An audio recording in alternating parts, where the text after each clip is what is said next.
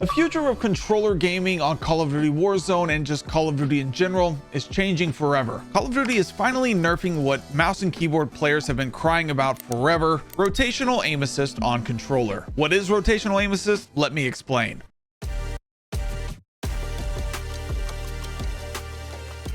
Rotational aim assist is a hidden mechanic that helps controller players track moving enemies while they're strafing, sliding, or moving rapidly in multiple different directions. Think of it as a sticky rotation bubble that keeps your crosshair magnetized to your enemy, as long as you're moving your aim and your character at the same time. When you aim down sight, or ADS, and move your left stick like this, the game slightly adjusts your aim horizontally to help follow targets that are moving across your screen. And although sometimes it may be subtle, sometimes it's not, especially in close range gunfights, which mouse and keyboards always have an issue with, because mouse and keyboard players have the hardest time doing this because they do not get any kind of aim assist. For example, if your enemy is strafing left to right and you strafe with them, rotational aim assist helps your aim drag smoothly to keep your reticle on their hitbox. If you don't move your left stick and you just stand still and only use the right stick to aim, you will lose this effect and aim assist will feel weaker. This is why us controller players always recommend strafing while aiming. It keeps that rotational aim assist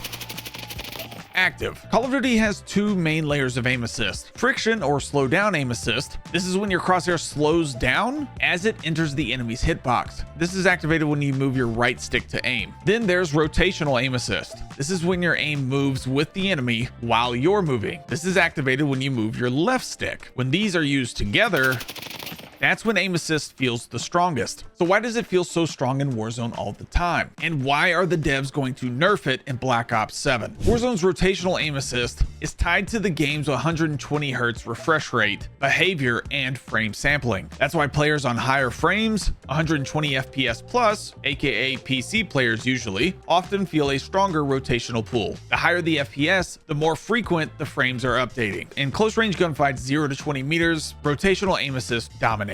Mid to long range fights, 30 meters or higher, friction is a little bit more noticeable, and rotational aim assist is weaker. Hipfire situations, only rotational aim assist can slightly help before the ADS fully kicks in. The devs for Treyarch, who made Black Ops 6 and are making Black Ops 7, put out a video on what they're going to be changing in Black Ops 7 and Call of Duty in the future to help mouse and keyboard players out a little bit more, while also still maintaining that help for controller players, which is their main player base. So we're going to react to kind of what they say and what they're kind of going to do for the aim assist, along with other things that they're going to be changing based on the feedback that the community has given. It seems like they're actually listening this year, because Battlefield 6 and now Arc Raiders are actually listening to their communities. So Call of Duty is being forced to make some changes, and the good thing that comes out of all of this, whether you're Battlefield 6, Arc Raiders, Call of Duty, the gamers win. Competition is good. Let's find out what they have to say. Hey everyone, Matt Schrantz, design director at Treyarch, back again to talk about some. So this is Matt Schrantz, the art director at Treyarch. He's I think I got to meet him while we were at a playtest. Pretty cool dude. These guys are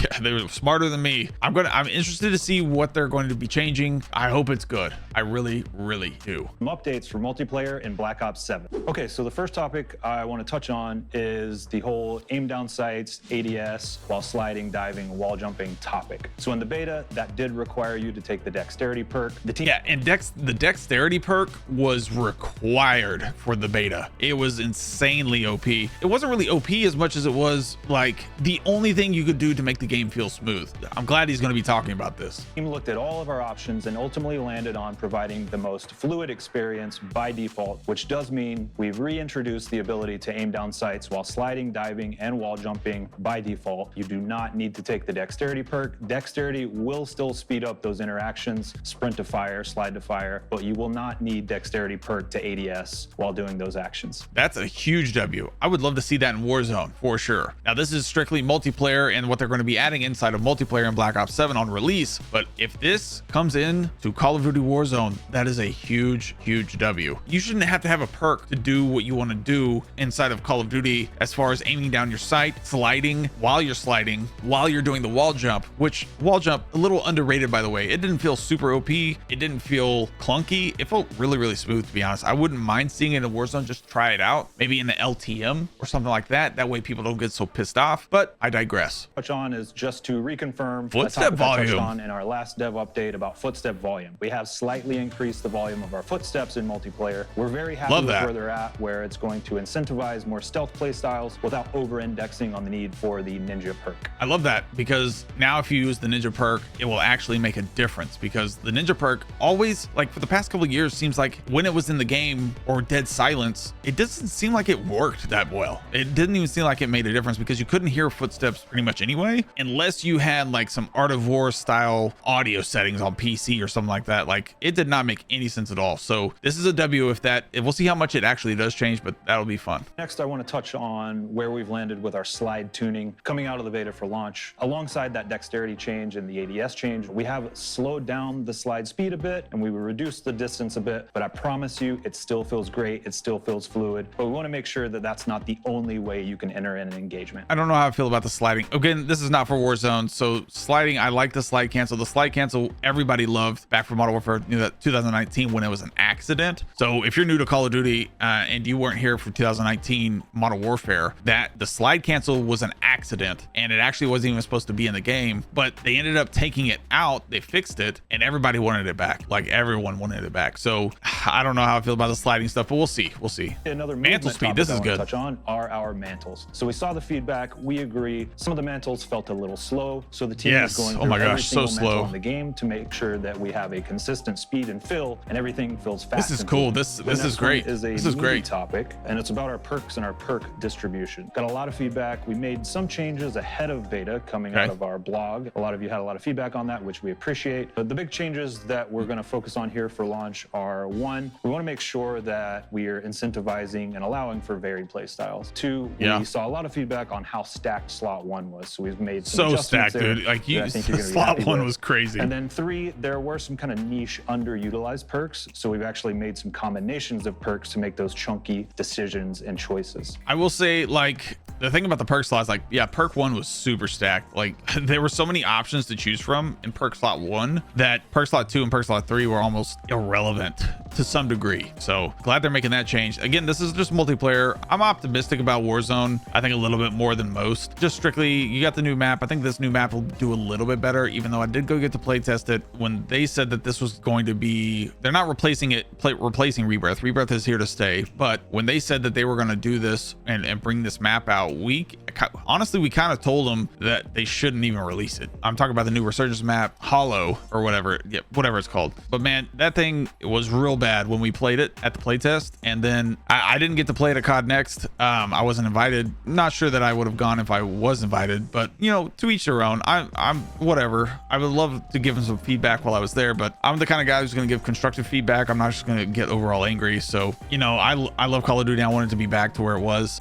Battlefield's great. Arc Raiders looks incredible. I haven't played it yet, but this is going to be, I want multiplayer to be good, because if multiplayer is good, Warzone's probably going to be pretty decent. I mean, just look at Modern Warfare 3, Modern Warfare 2019. All those things were great, man. I really enjoyed that style. Modern Warfare 3, obviously, and Modern Warfare 2019, Modern Warfare games, I'd love for a Black Ops game to be good, man. A Black Ops 6 was not it, and it was terrible. And so therefore, what happened in Warzone? Not great things at all. Cold War was decent, right? Cold War was decent, and then they brought in Rebirth at that time. That's when they brought in Rebirth, and what happened? Cold War was pretty decent. Not the greatest game, not the greatest Black Ops game, but it was a good Black Ops game, decent Black Ops multiplayer. And then they brought in Rebirth inside of Warzone, skyrocket, hit a jackpot with Rebirth. So I think if multiplayer, the base of multiplayer, the core, you know, COD fan is happy with multiplayer, and then they come over to Warzone and it feels just as good or even better, that's a huge W, man. I hope that they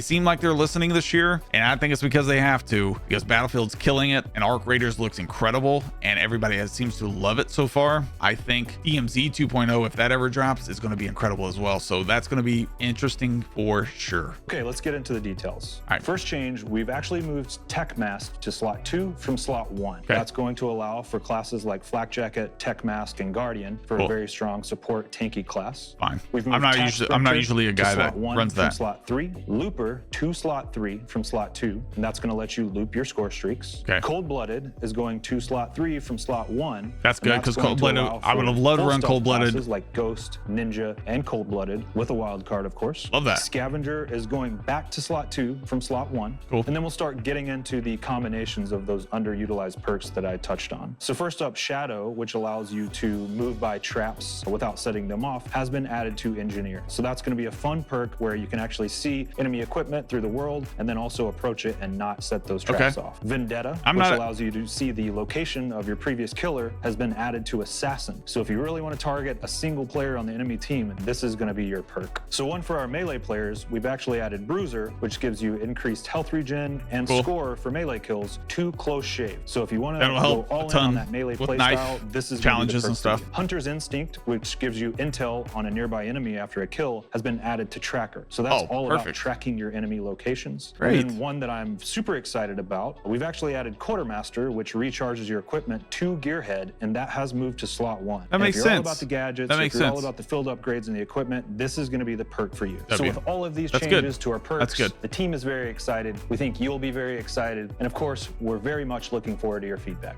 Awesome. Okay, next up, I want to touch on what we're doing. All right, here we go. Here's the aim assist adjustments. This is what we've been talking about with aim assist in Black Ops 7. So first off, we're looking very closely at the data, and the data says that controller players are winning slightly more in close range engagements, and then keyboard mouse players are winning slightly more in those long range engagements. I'd like to see that data when they refer to the term slightly, because I think it's pretty skewed, because I think controller players are winning a lot of the close range engagements, and then mouse and keyboard players are winning a lot around the same as controller players at distance. So I'd like to see those numbers, to be honest, this data that they keep referring to. But again, this is good. They seem to be listening. We'll see actually how it feels in the game. Again, this is multiplayer. The thing about multiplayer and Warzone this year is that they're going to be relatively separate in terms, especially when it comes to weapons, like weapon tuning and stuff, going to be completely separate from multiplayer this year. And that is a very interesting thing, I think, for the good of Warzone, to be honest. So we'll see how that feels. So what we're going to do here is to try to close that gap, take a very close look at the strength of aim assist across all of those ranges. And then additionally, we are looking at rotational aim assist and the requirement for your right aim stick to be moving in the direction of your target. Right aim stick right here. We'll have more concrete details to share soon.